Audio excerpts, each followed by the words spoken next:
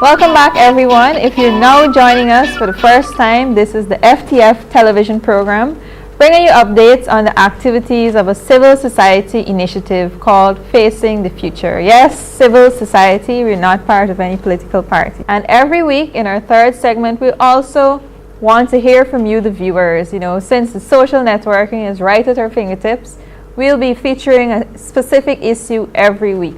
A very important part of this initiative is the sponsoring organization.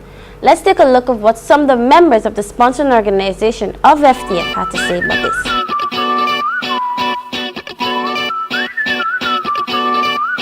And a red thread. My name is Sister Morris, Guyana Society for the Blind. Hi, I'm Fiona, Guyana Human Rights Association. The first problem is that too many Guyanese these days have a narrow view of politics. Because politics has become so over-centralized in Guyana that, everything is supposed to be about political parties and government. So that we don't even have what we call politics at the local level or in the sector or the community or wherever that you live. Some persons say, we're not involved in politics, but we are involved because we are citizens of Guyana. It is our concern. Without we not getting involved, things not going to be betterment for our future and ourselves. Politics really is a no-no for them. And because of that, people are really not interested in what is going on. To some extent only it's generational, because a long time ago, although people would not have used the word politics for what they were doing in their communities, right?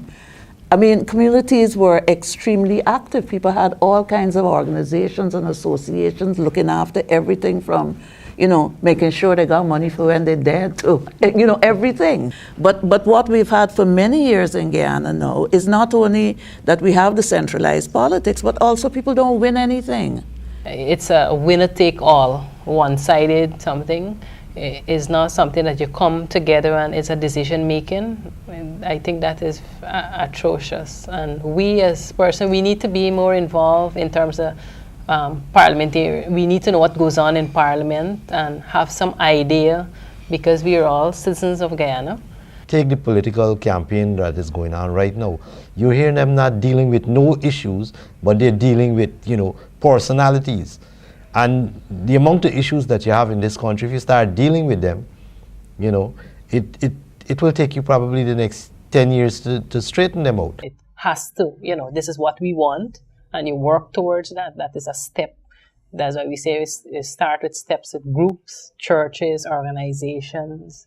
We start from that. I think is educating persons that, not just getting involved in politics, but we are involved in politics. We would really like to see this process, move in a real quick way, that people start discussing issues that really affect them. I think Facing the Future can do is twofold. Short term, we think we can win small changes. Long term, you really want to change the political and electoral system, because they're flawed. They're not flawed, they're destructive in the way that they're organized. And so you want to change those fundamentally.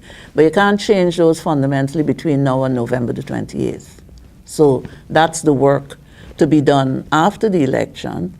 And hopefully, Facing the Future won't do as so many groups in Guyana often do, and that is when elections are over. You take a rest until the next election.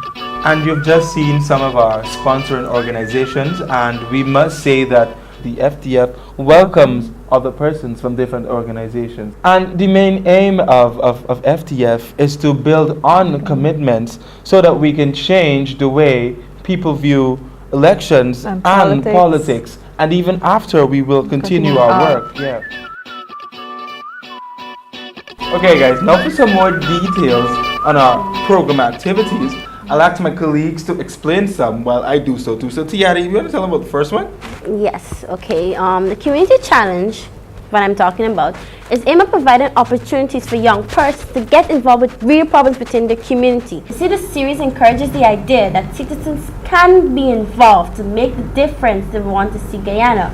Every second segment of the show, we will air the details of the community challenge.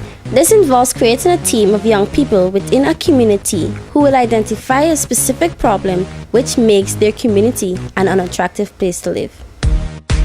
The challenge lies in finding imaginative ways of raising awareness of the issue in the community.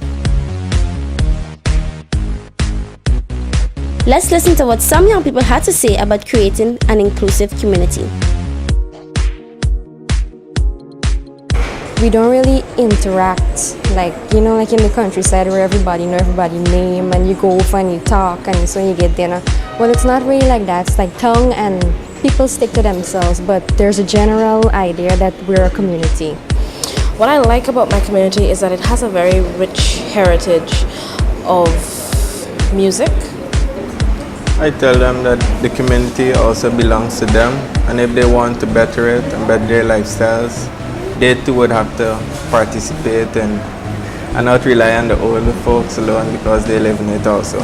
I'm representing Agricola. I dislike that sometimes you hear a lot of bad things about it, about people getting robbed and stick up on all these things that is my people don't want to come and live in the community. Not because I'm from somewhere, people are going to look at me as that I'm different and I come here to be bad and nothing like that. I come to show people that anybody could be here. It doesn't matter where you're from or how you stay. Currently, what I dislike about my community is the fact that we are plagued with a lot of unemployed young people who don't seem to see any avenues or opportunities out there for them. Another thing that I also dislike is that my community has a lot of single parents, teenage parents. It's also plagued with a lot of drugs. We just like that there are a lot of problems facing our community. Right about now, drugs is the most prominent one. Then we have teenage pregnancy, abuse, and a whole lot of different factors. The aim is to challenge young people to develop a vision of an inclusive Guyana by first of all starting in their communities. Yeah, Tiari, and I must say, I will be covering one as well, and we will be having other public lecturers with distinguished persons from different countries, and they're going to come to share their experience that they've had within their countries with us. And this is basically for citizens and young people, because there's some people out there that has no faith or that just give up on our elections. Yeah, so when they hear politics, it's So what we're going to do now is that we're going to revitalize that energy. We're going to revitalize our citizens and our political system in Guyana and make it better. We hope to build that interest again, because the specific electoral reforms that FTF is interested in have been turned into a signature campaign. And I know in Guyana we don't really know a lot about petitioning, or we don't really follow that up so much, but it's a good idea to promote these 5 aspects of electoral reform that we want to see. So we have created a bookmark, and we have been collecting signatures online and in public places and different organizations. So the signature campaign has been well underway, and we hope that we get people involved. Yeah. So if you want to get involved, you can visit our website www.facingthefuture.com.gy. Stay tuned. At the end of the show, you can get more information about how you can get involved and contact us. Okay, that's the end of this segment.